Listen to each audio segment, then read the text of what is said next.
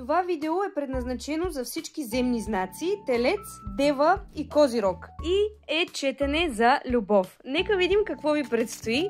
С особено голяма сила важи за 14, 15 и 16 февруари. Нека видим земните зодии какво ги очаква в любовта. Пиши ми на лично съобщение, за да разбереш цените и условията на индивидуалната любовна подредба, която се изпраща в видеофайлове в Viber.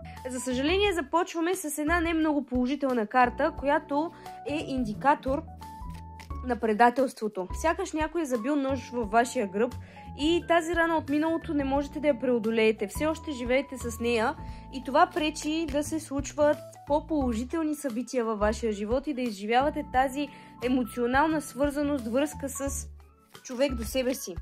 Ще трябва да преодолеете тази мрачна част от вашия живот, за да допуснете щастието, хармонията във вашия любовен живот.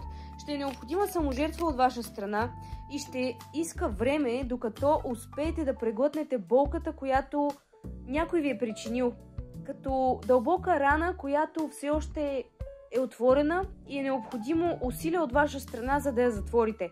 Също така ще ви бъде необходима саможертва към човека, когото обичате, или човекът, който вас ще ви обича. И тук е много важно да нямате някакви тайни, недоизказани между вас, да бъдете искрени и да взимате правилните избори, а не да живеете в илюзия. Защото ако живеете в илюзия, в взаимоотношенията, които имате и изграждате с хората около вас, тогава отново, за съжаление, ще се повтори този цикъл и пак ще бъдете наранени по жесток начин.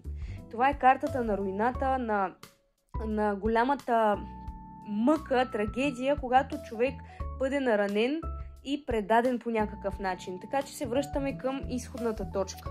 Добре е да бъдете искрени към хората и най-вече към себе си, за да може да изградите връзка, която да бъде дълготрайна и със стабилни основи.